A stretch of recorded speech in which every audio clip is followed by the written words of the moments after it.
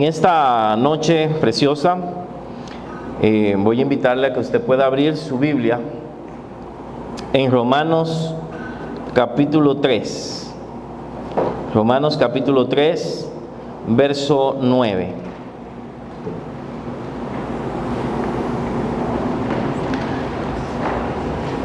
Recuérdate del, Carlos, recuérdate del presentador, no, debe estar allá arriba.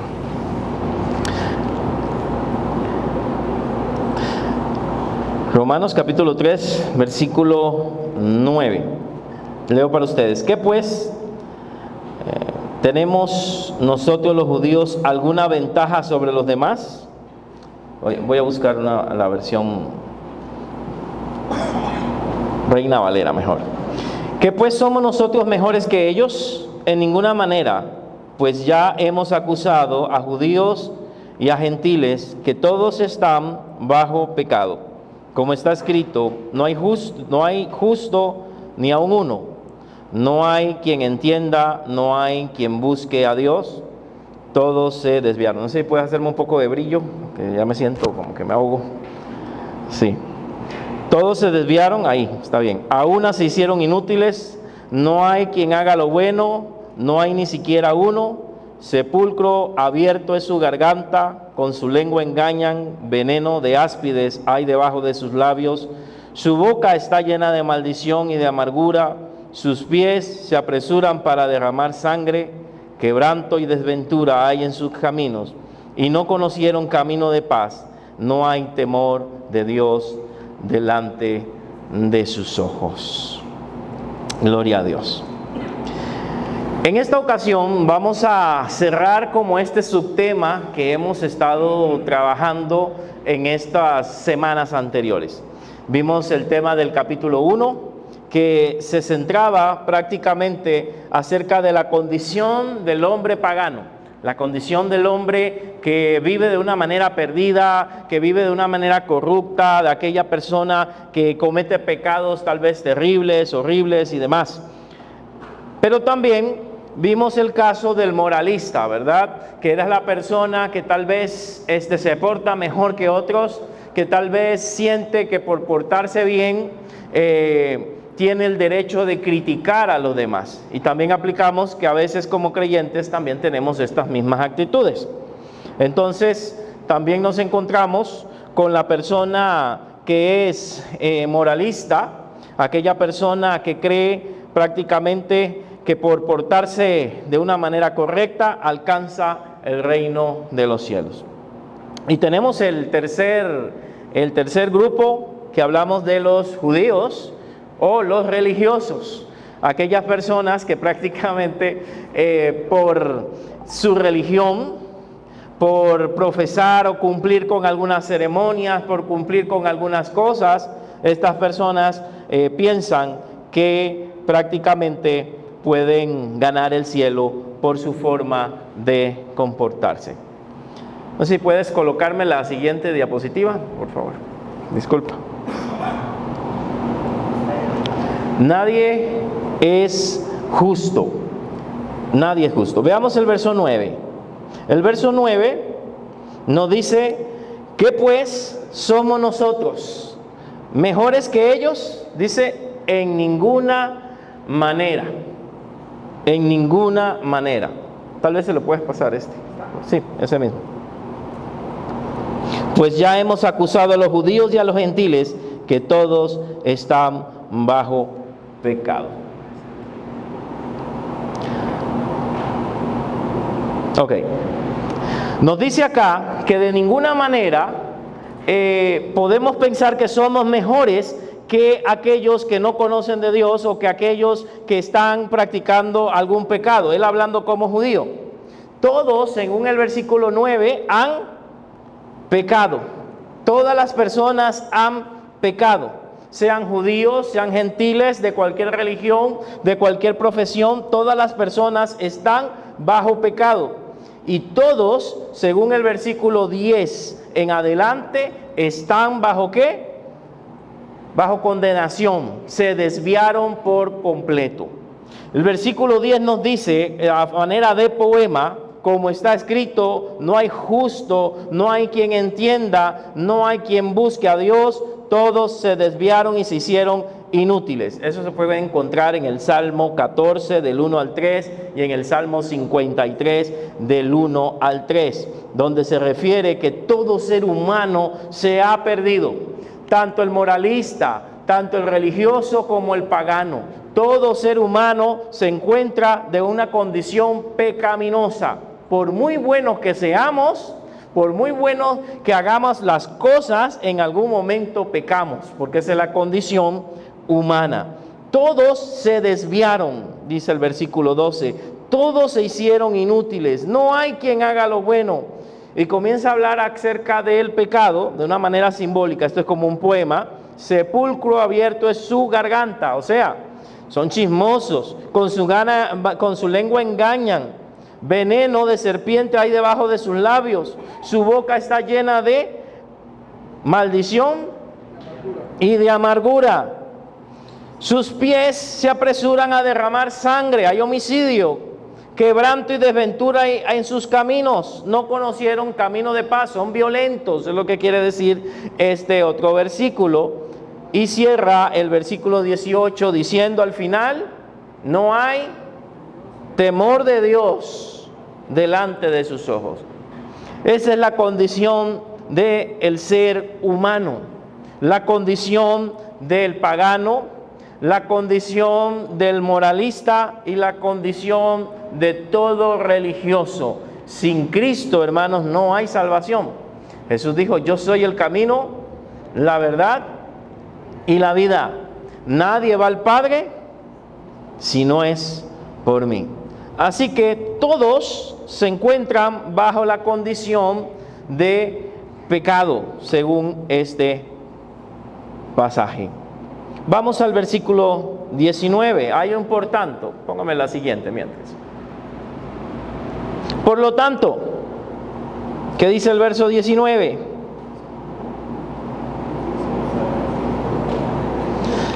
Sabemos que todo lo que la ley dice, lo dice a los que están bajo la ley, para que toda boca se cierre y todo el mundo quede, lo más importante la parte final, bajo el juicio de Dios. Aquí estamos hablando de la ley de Moisés. La ley de Moisés tenía un trabajo específico. La ley de Moisés era muy dura. Podemos simplificarla en los 10 mandamientos. Y aunque nosotros vemos los 10 mandamientos muy sencillos, en algún momento mentimos, en algún momento hacemos cosas que están contrarias a esos 10 mandamientos. La ley de Moisés fue creada con el propósito de que las personas quedaran bajo juicio, bajo el juicio de Dios. Con el propósito de que las personas quedaran bajo el juicio de Dios y entendieran de que por sí mismos no pueden alcanzar la salvación, que sus obras son insuficientes para alcanzar la salvación. Cada vez que usted miente, se da cuenta que el mandamiento de mentir no lo puede cumplir. Alguno de esos mandamientos quebrantamos. Alguna de esas leyes quebrantamos y no hay hombre perfecto que pueda cumplir toda la ley de Dios. Y esto es para que el mundo quede bajo el juicio de Dios. Para que el mundo quede bajo el juicio de Dios y se dé cuenta que no puede cumplir la norma y el estándar de Dios. Dios es santo y Él es perfecto. Y aunque Él nos ama, Él tiene un estándar. Él tiene una moral más alta que la de cualquier ser humano y ningún ser humano puede alcanzar su santidad y su moralidad a cuenta propia. No puede. Así que la ley tiene el propósito de recordarnos que nosotros no podemos hacer nada para alcanzar la salvación.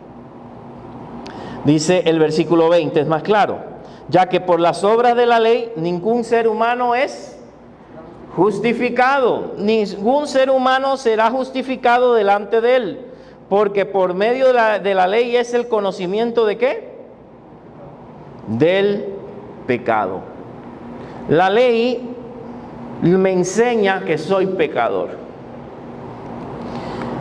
¿Qué pasa cuando, digamos, no sé si en su casa han pintado alguna vez, ¿verdad? Ahí pintura fresca y usted le pone el rótulo pintura fresca. ¿Qué es lo primero que hace la gente? Para probar, y no son niños, comienzan a probar, a tantear, a ver si ya está seca, ¿verdad? ¿Qué pasa cuando también colocan cemento fresco en la calle? Usted no ve que siempre hay unas huellotas ahí. Y por más que lo cerquen, que le pongan cinta, que le pongan lo otro, el ser humano siempre tiene la tendencia a retar, a hacer lo contrario a lo que se diga. Vean el caso de los niños. Usted le dice a un niño, no haga eso. Al rato usted se da la vuelta y el niño va a ir a probar si es peligroso o no es peligroso. Había que usar psicología inversa, ¿verdad? Pero generalmente está esa tendencia a quebrantar las normas y las reglas y ver si nos pasa algo, por curiosidad y demás. La ley de Moisés tenía la idea de que usted se diera cuenta que es travieso, por así decirlo, que es pecador, que hay algo dentro de usted que quiere probar el pecado. Y eso es lo que hace la ley. O sea, la ley no es mala. Porque hay gente que agarra la ley de Moisés, no sirve. Tienen propósito. Y el propósito aquí es revelar qué hay en el corazón. Mostrar que somos pecadores. De que no podemos alcanzar las normas de Dios. ¿Se acuerda aquel hombre que había dicho, Señor, ¿qué haré para heredar la vida eterna? La Biblia dice que era un joven, ¿verdad? Y entonces el Señor le dice, para probarlo, los mandamientos sabes. Y uno diría, entonces la salvación es por los mandamientos, pero Jesús lo que está tratando es de hacerlo entender. Y le da una lista de mandamientos. Entonces dice el hombre, todo eso he cumplido desde mi juventud. Qué carga, ¿verdad? Había cumplido los 10 mandamientos. Y los había cumplido bien desde más joven. Dice que era joven, pero desde su juventud. Significa que no era tan joven, ¿verdad? Un joven tal vez de 30, o de 40, o de 50. Algo así, tal vez. Todo esto he hecho desde mi juventud. Y entonces el Señor, usted sabe la historia, la mayoría lo sabe, ¿qué le dice? ¿Qué le manda a hacer? Anda, vende lo que tienes. Dice, perfecto. ¿Y el hombre qué hace? El hombre se retira porque sus posesiones eran muchas. Entonces, ¿cuál mandamiento estaba quebrantando? Amar a Dios sobre todo. Y entonces él no amaba a Dios sobre todo, pero el Señor Jesús lo quiere llevar a analizar de que él no estaba cumpliendo los 10 mandamientos. Él le pudo decir, mentiroso. Y no, estaba bien, qué bueno, te felicito, qué bueno, cumple los mandamientos. Le falta una cosa, vende todo y sígueme. Y ahí el hombre se da cuenta de que su Dios es el dinero, porque no estaba dispuesto a dejar lo que tenía para seguir a Jesús. La ley hace eso. Me revela y me muestra que no cumplo con los estándares de Dios, que son más altos de que lo que nosotros pensamos. Ahora, ¿dónde quedamos nosotros? Ahorita vamos a ver. Entonces, ese es el plan y propósito de la ley. Los versículos 21 nos van a hablar de cómo entonces el hombre que no es justo, que no es bueno, que está bajo condenación, puede alcanzar el perdón y la justicia de Dios. Y la justicia de Dios es muy alta. Sus estándares son muy altos, entonces, ¿cómo el hombre va a alcanzarlas? No crea que por ser evangélico, eso estamos alcanzando los estándares de Dios y somos superiores a otras religiones. Ahí estaríamos mal y estaríamos iguales que los demás. Porque no es por la religión. La doctrina es importante, pero no es por la religión. No es porque hago esto y lo otro. Entonces, ¿por qué es? Los versículos 21 al 22 nos van a hablar acerca de la justicia que es por medio de la fe. Pero ahora, aparte de la ley, fuera de la ley, se ha manifestado, o sea, en este momento se ha manifestado la justicia de Dios. Y la justicia de Dios es perfecta. La justicia de Dios es alta. Sus estándares son grandes, pero lo ha hecho de una manera distinta. Esta justicia de Dios, testificada por la ley, o sea que la ley la menciona, que los profetas lo mencionan, se está refiriendo a Jesucristo. Jesucristo es la justicia de Dios, la justicia que nosotros no tenemos. La justicia, la perfección que a nosotros nos falta para poder alcanzar a Dios. Lo que a nosotros nos falta para poder estar cerca de Dios. Ahora Dios, ¿qué pasó? Se manifestó su justicia por medio de Jesucristo. Ahora Dios manifestó su justicia. El hombre no puede alcanzar la justicia de Dios porque es muy alta. Entonces, ¿qué resuelve Dios? Voy a enviar a Jesús para que el hombre pueda alcanzar mis estándares, para que el hombre pueda satisfacer las demandas de Dios, porque por nosotros mismos no podemos. Y aquí viene una palabrita de miércoles, voy a decir, porque se dicen de domingo, de miércoles, que se llama justicia. Y justicia, aunque se parece a nuestra justicia o justificación, es más profunda en la Biblia. Quiere decir ser declarado justo. Justificación significa ser declarado justo, ser libre de un castigo, ser libre de una condenación, ser libre de un juicio. Eso significa. La justicia de Dios es a través de Jesucristo. ¿Pero por qué? Nos vuelve a repetir cómo están las personas. Verso 23, este es un versículo que generalmente algunos nos hacían memorizar tiempos atrás. Por cuanto todos pecaron y están destituidos de la gloria de Dios. Esa es la condición del hombre. Todos, judíos, moralistas, paganos, todos fueron destituidos. ¿Y qué sería destituir, hermanos? ¿Qué sería destituir? ¿Alguien está en una posición? La separamos.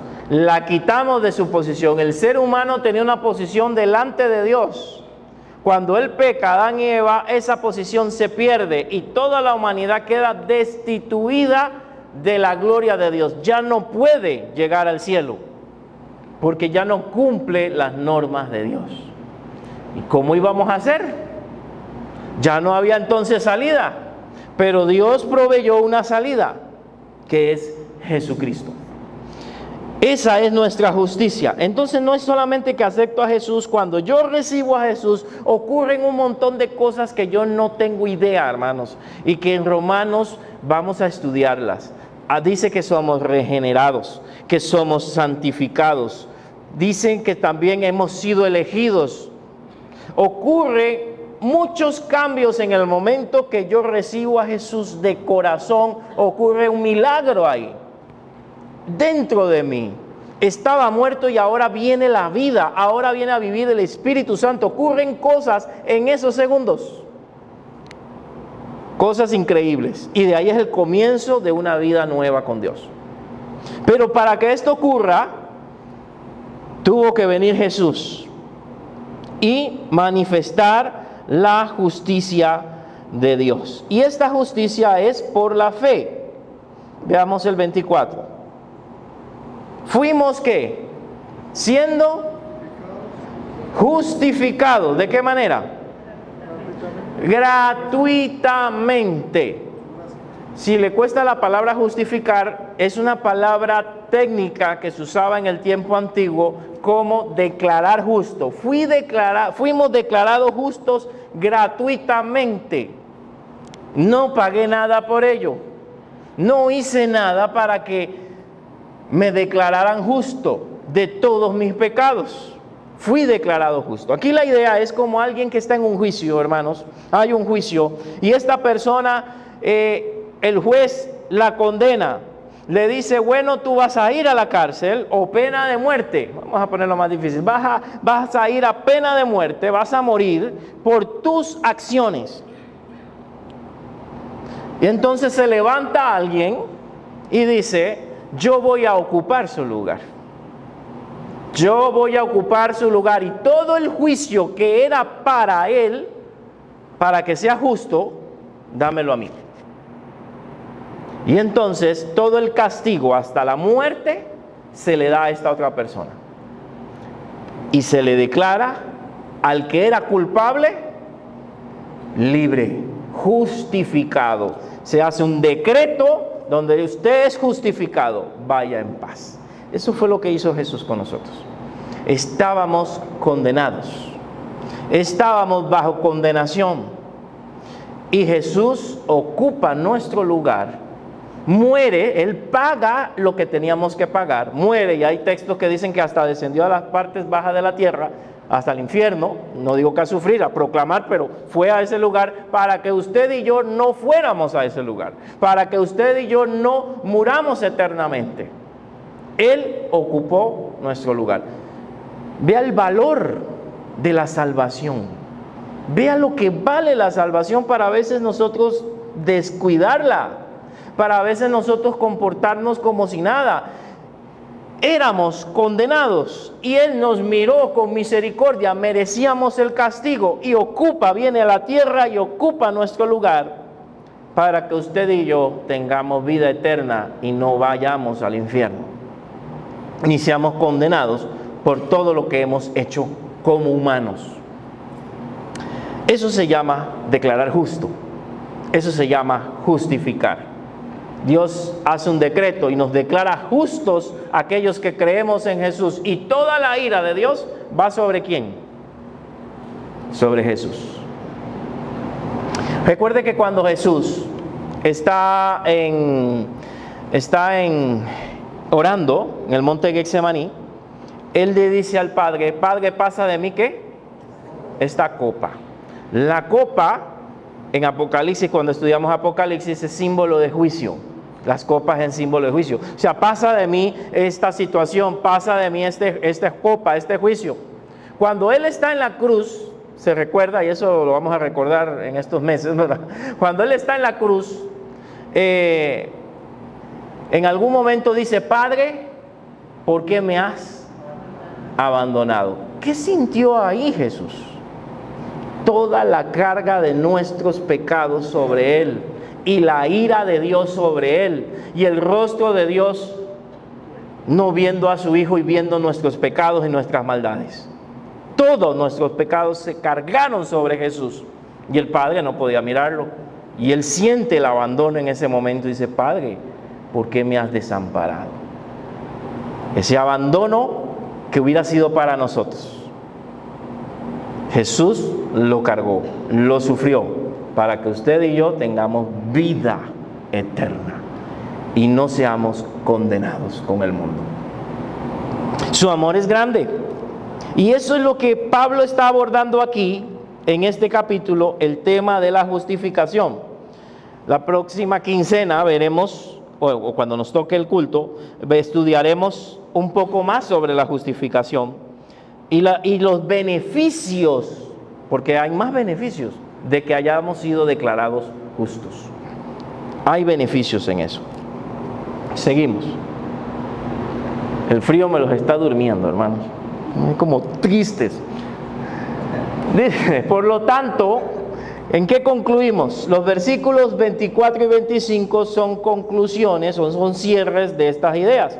A quien Dios puso como propiciación, o sea, como intermedio, por medio de la fe en su sangre, para manifestar su justicia, a causa de haber pasado por alto en su paciencia los pecados pasados. En otras palabras, Él vino a demostrar sobre nosotros su justicia. Su justicia. Manifiesta su justicia por medio de Jesucristo. Él es la propiciación, Él es el intermediario. Por medio de su sangre, la fe en su sangre, es que somos justificados. Al final, Dios decidió justificar a todos. Pero ¿cuál fue el requisito? Oiga, un requisito prácticamente sencillo, entre comillas. A través de la fe en Jesucristo. El problema es que la gente no recibe esta bendición. Hablábamos en el grupo que estaba en el discipulado que hicimos el lunes, hice un ejemplo de cómo una persona, digamos, tiene una deuda en una pulpería, digamos, ahí con el chinito de la esquina. Hay chinitos por aquí. No he visto tantos, pero sí hay, no, sí hay unos por ahí, ¿verdad? Estos vendedores, estas personas, y vamos a poner el simbolismo de que esta pulpería, yo tengo una deuda grandísima, se me subieron los números, y en algún momento alguien se da cuenta y dice, pobrecito, este hombre va a terminar en la cárcel. Y entonces alguien va y ¿qué hace por mí? Comienza a soltar los billetes, hermano, y paga mi deuda. Yo le comunico, o le comunican al amigo, ya tu deuda está cancelada, vaya y haga una firma, regístrelo, etcétera, haga un protocolo. Pero la persona no me cree, no cree, y ella quiere ir a pagar. ¿Qué hace nuestro dueño empresario cuando llega la persona con el billete a pagar de nuevo? Le va a decir, no, ya esto está pago. Probablemente, usted quiere pagar, deme. No hay problema. Deme platito. Si usted no ha creído, si alguien no cree que Jesús murió por él y pagó el precio de los pecados, va a ir al infierno. Y no porque Dios quiera que vaya al infierno, sino porque no ha creído y no ha cumplido el único requisito que Dios le ha puesto, que es creer en Jesús como Salvador, para que la deuda que ya Él canceló a la humanidad realmente se ratifique. ¿Me entiende? Entonces, ¿por qué Jesús murió por todos y no todos van a ser salvos? Por eso. Porque la persona tiene que creer en lo que Jesús hizo y aceptarlo y recibirlo. Si no lo hace, quedará en la condición como estaba antes. Jesús nos justificó. Dios decidió justificarnos a todos los que tienen fe en Cristo Jesús. Ahora hay un problema. En este tiempo se encontraban grupos que querían que el evangelio se siguiera practicando obras de la ley. Hoy tenemos también grupos, aún dentro de movimientos protestantes, que enseñan que todavía no hay que comer esto, que hay que guardar este día, hay que hacer esto y lo otro para poder agradar a Dios si cumplo con estas cosas. La ley, hermanos, terminó en Jesús.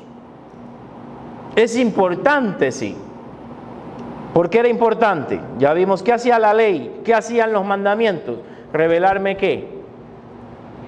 Lo que tengo en mi corazón. Revelarme que soy un pecador. Ahora, el versículo 27 nos dice, ¿dónde pues está la jactancia? ¿Queda excluida? ¿Por cuál ley? ¿Por la ley de las obras? No, sino por la ley de la fe. O sea, que ahora la ley que vale, la ley más importante es la fe. Antes era cumplir la ley al pie de la letra, ahora ya no, ahora es tener fe en Jesús como Salvador. Ya la ley no, ya ahora no más, ahora la ley más importante, dice aquí, es la ley de la fe. Le llama la ley de la fe, la regla de la fe. Eso es lo que salva a la humanidad y no cumplir normas, decretos ni leyes. Ahora, pastor, entonces significa que ya no tengo que cumplir los 10 mandamientos. No, no me crea eso.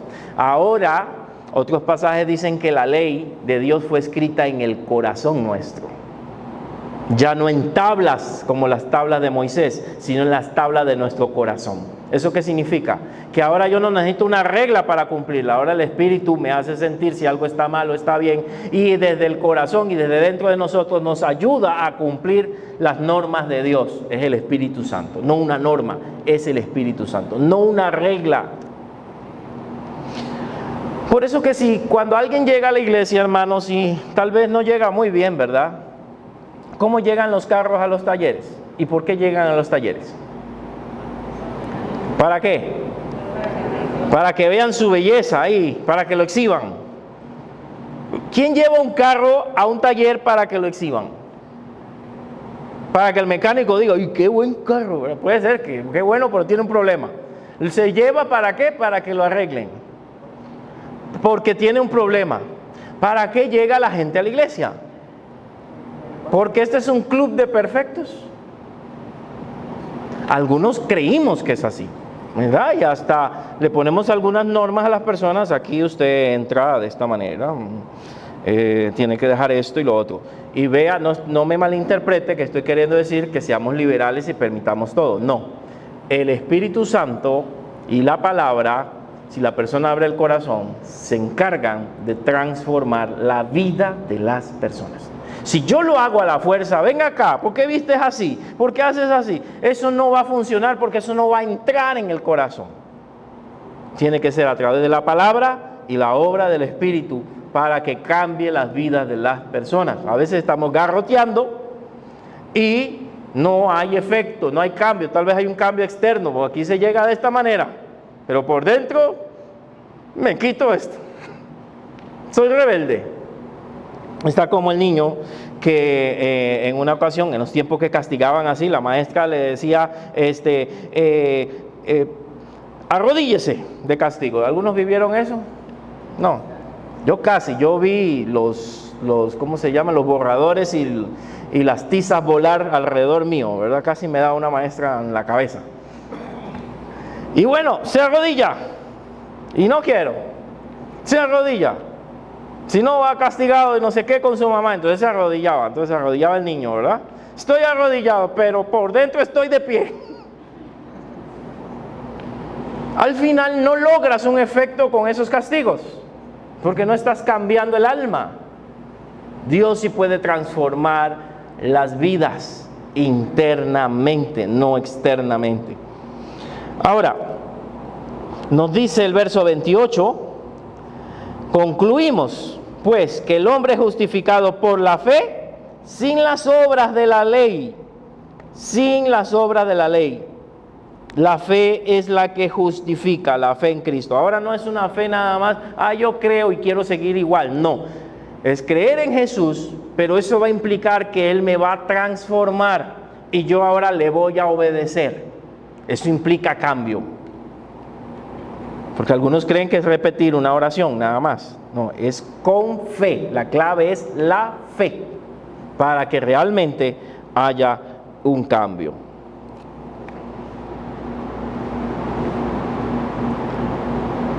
La fe versus la ley. Verso 29. ¿Es Dios solamente Dios de los judíos? Pregunta. ¿No es también Dios de los gentiles? Pregunta. ¿Cuál debe ser la respuesta? ¿Dios es solamente Dios de los judíos? No.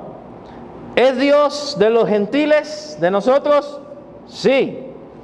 Ciertamente también de los gentiles. Entonces, ¿qué está queriendo decir? Dios es Dios de todos. Dios no hace acepción de personas. Dios no tiene favoritos. La gente, sí, pero es que Dios me escucha más a mí. Soy su hija predilecta. He oído gente decir eso, ¿verdad? Él ama a todos sus hijos por igual. Claro que hay unos más rebeldes, unos más complicados. Usted, los que tienen hijos, ¿usted ama a todos sus hijos, los que tienen más de uno? ¿Habrá uno complicado?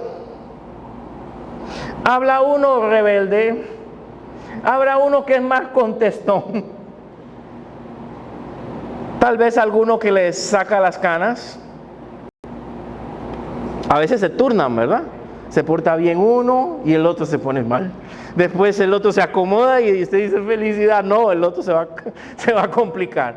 Pero usted, a pesar de la disciplina, la corrección o las chichas que le dé, usted los ama porque son sus hijos. Aunque ellos no lo entiendan, usted los ama. Dios corregirá a algunos más que a otros, porque algunos son más terribles y necesita corregirlos y disciplinarlos. A otros los premiará por su obediencia, pero a todos nos ama por igual. Y su ejemplo fue morir en la cruz. Así que no hay favoritos, no hay judíos. Los judíos creían que ellos eran los favoritos. Creían que ellos eran los únicos a los cuales Dios los amaba. ¿No nos pasa a nosotros los evangélicos también?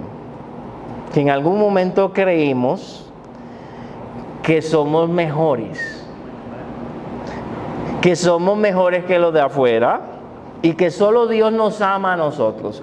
Olvídese, porque de tal manera amó Dios al mundo, a todos, que dio a su Hijo unigénito, para que todo aquel que en él cree no se pierda, mas tenga vida eterna. Juan 3:16. ¿A quién ama Dios? A todos. Pero también ama a los perdidos. También ama a los que no vienen a la iglesia. También ama a los rebeldes de la iglesia. Los ama a todos. Dios justifica ¿a quiénes? A todos. Según el versículo 30, sean judíos o sean gentiles, porque Dios es uno y Él justificará por la fe a los de la circuncisión, que son los judíos, y por el medio de la fe a los de la incircuncisión, que somos nosotros, que no somos judíos, a menos que haya un judío aquí entre nosotros. Significa que la justificación o la declaración de ser justos y libres de pecado o de condenación es para todo aquel que cree en Jesús. Es para todos. Hermanos, y esto es muy fácil aquí leerlo, ¿verdad? Y dice, sí, amén. Si yo digo, cuando dicen amén, yo sé que se van a desbaratar diciendo amén, aleluya, ¿verdad? Pero esto se aplica a un dictador, se aplica a un violador. Ahí sí ya la pensamos, merece la muerte. Tal vez terrenal, puede ser que sí, eso es un gran tema. La pena de muerte, si es bíblica o no, eso es un gran tema. Sin embargo, si una persona se arrepiente, aunque haya hecho lo más terrible de su vida, Dios la perdona, aunque nosotros no. Así es el amor de Dios. No hay acepción de personas. No sé si algunos que tienen más añitos se recuerdan del dictador de Panamá, ¿verdad? Manuel Antonio Noriega. Bueno, nosotros que cuando cayó la invasión, yo era un niño, ese día tenía que ir al día siguiente en la mañana, me graduaba de 6º grado y bueno, no me gradué porque era la invasión, yo todo emocionado con mi ropita y todo el asunto, y cuando oímos en la madrugada las bombas y toda la cosa, y estábamos cerca de un cuartel, así que eso era muy, muy traumante, los aviones y toda la balacera y todo lo que ocurría. Pero lo que quiero enfocar, hermanos, es que muchas veces personas como esta creemos que no merecen la salvación. En una ocasión dieron un documental, lo tiraron en la madrugada, me acuerdo cuando mis padres lo estaban viendo, lo tiraron en la madrugada para que no lo vieran los niños, pero yo me desperté y ahí como que eché el ojito al documental y casi quedo traumado de las cosas que hacía este señor. Tenía una habitación, no que coleccionaba, que hay gente que colecciona carros, colecciona juguetes, colecciona muchas cosas, ¿verdad? Monedas. Este coleccionaba órganos de personas que eran sus enemigos. Tenía ojos, testículos, manos y una vitrina llena con agua como trofeo de las personas que se habían metido contra él, y ahí las tenía. Violaba mujeres, niñas. También se cree que era homosexual, era bisexual en un sentido. Hizo un montón de cosas horribles. Quedé traumado cuando vi esas botellitas, un ojo y unas cosas que salieron ahí. Oiga, y al tiempo alguien le predica a él en la cárcel, creo en Estados Unidos, y él acepta al Señor y comienza a ser discipulado por una iglesia bautista, si no me equivoco. Y él profesa que cree en Jesús. La gente, aún los creyentes, no lo creo. Jamás una persona tan mala, tan diabólica, puede cambiar. Algunos creyeron que él cambió, otros no. Eso fue hasta el día de su muerte hace varios años atrás. Pero él, en teoría, perseveró en su religión, en su fe cristiana, hasta morir. ¿Quiénes somos nosotros para juzgar? Si Dios ha decidido perdonar a alguien tan malo como él, pero también me ha decidido perdonarme a mí, ¿quiénes somos nosotros para juzgar? Él perdona a quien él quiere. Y si realmente hay fe. ¿Que fue genuina su fe? Yo no lo sé. Tal vez sí se arrepintió. Tuvo que pagar lo que hizo, sí lo pagó. Tal vez merecía la pena de muerte y fue cadena perpetua. Puede ser. Sin embargo, la justificación es para todos. Y a eso vino Dios, a salvar a lo más perdido, al pecador más perdido, y al que menos, pero también estaba condenado, al pagano terrible, como al moralista y al religioso, a salvarnos a ambos. Quiero concluir con algunas cosas. La fe no invalida la ley. Algunos enseñamos que la fe, como ya la fe es por fe, ya lo de la ley no sirve. No, en el Antiguo Testamento hay enseñanza, sigue habiendo palabra, hay órdenes, hay cosas que aprendemos de ahí. Ahora no es que ya no sirve. Los mandamientos todavía, la mayoría de ellos son vigentes. Honra a tu padre y a tu madre para que te vaya bien. Y la mayoría de Jesús los habló en el Nuevo Testamento. Y peor, los amplió. Porque entonces dice, no es el adulterio nada más. ¿Oíste que fue dicho, verdad? No adulteres. Ah, pero yo les digo que si miran a una mujer para codiciarla, la puso peor. La puso peor. Porque ahora tenemos el poder, como decía el domingo, del Espíritu Santo para poder enfrentar las tentaciones. Esta gente del Antiguo Testamento no. Nosotros sí tenemos el Espíritu Santo dentro de nosotros. Mateo 5, no lo veo aquí, Mateo 5:17 nos habla un poquito de eso, por lo que quieren tenerlo como referencia. Él ha dicho, yo no he venido a quitar la ley, yo no he venido a abrogar la ley, sino a cumplirla. El verdadero cumplimiento de la ley es Jesucristo. Y si estudiáramos Levíticos, un libro como complicado, y algunos libros de estos, encontramos que Jesús está presente en todas las ceremonias. En la Pascua simboliza a Jesús. En el tabernáculo simboliza la vida en el cielo, cerca de la presencia de Dios. Todas las fiestas judías tienen una significación en Cristo. Por eso Él dice que Él es el cumplimiento de la ley. En Él se cumple todo el Antiguo Testamento. Todas esas ceremonias, sacrificios y todo lo que se pedía en el Antiguo Testamento, el sacrificio de ovejas y de animales, representan el sacrificio de Jesús. Él no vino a quitar la ley, sino a cumplirla, a complementarla, a darle el verdadero sentido, el verdadero significado que es Él mismo. Ahora sí apareció la palabra. Para finalizar, todo el ser humano quedó bajo el juicio de Dios por la ley. Todos quedaron envueltos en el juicio de Dios. La ley de Moisés mostró que éramos pecadores. No diga que no sirve. Cuando habla con un adventista, no diga que no sirve. No, sí tiene un propósito. Cuando hablamos con un judío, no diga que no sirve la ley. Sí tiene un propósito. Mostrar lo pecadores que somos y guiarnos hacia algo más perfecto y completo que es Jesucristo. La ley de Moisés mostró nuestra condición.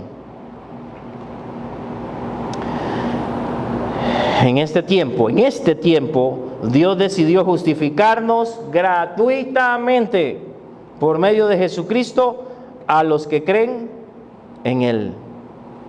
Dios justifica a todos, hermanos, a todos, por medio de la fe. ¿Cómo se aplica esto? Yo sé que en general usted lo sabía, tal vez el término justificar es algo que debemos memorizar, que significa declarar justo a alguien que era culpable. Eso fue lo que hizo Dios por nosotros. Romanos va a decir, a los que antes justificó, a estos, primero dice llamó, luego justificó, santificó. Hay un proceso que vamos a ver que ocurre en nosotros. Y lo primero es justificarnos cuando recibimos a Cristo. Eso fue lo primero que Él hizo por nosotros, declararnos justos. Era pecador, lo declaro justo, ya no debe nada. Ahora, ¿qué debemos hacer? Seguir a Jesús, amarlo, servirlo y hacer buenas obras por amor, no por temor, por amor. Algunas aplicaciones, hermanos. Considera esto. No fueron necesarias tus obras para la salvación. Dios te declaró justo por las obras de Cristo, y la fe en Cristo nos hace justos a todos los que creemos en Cristo. Y unas preguntas finales. ¿Has creído de alguna forma que tus obras pueden ayudarte a alcanzar la salvación? Recuerde que somos salvos por gracia, pero sí que crea que estoy enseñando la supergracia, pero somos hechura suya. Efesios 2, 8, 10, creados en Cristo Jesús para buenas obras. Las obras son importantes, pero las obras por sí solas no me acercan a Dios. Son un producto al final. ¿Cómo te hace sentir que fuiste declarado libre de toda culpa? Yo no sé qué hizo usted, ni quiero saber. No sé si se robó un carrito cuando estaba niño. No sé si mintió a sus padres siendo adolescente. No sé qué hizo, o cosas peores. Pero todos éramos pecadores. Y Dios nos libró a través de su Hijo. Nos perdonó y cargó toda la culpa sobre Él. Lo que algunos conocen como chivo expiatorio, va la idea ahí. Todo era sobre Él. Todo fue sobre Él. Y el último.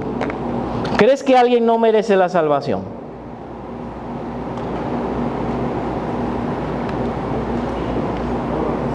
Claro que lo hemos dicho. Yo he oído cristianos diciendo, es que cuando ven una noticia que pasó algo terrible, ese lo quisiera yo.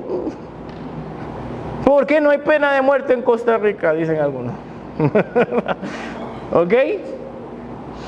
Pero toda persona que se arrepiente, Dios está dispuesto a darle la salvación. Un ejemplo de esto, Pablo.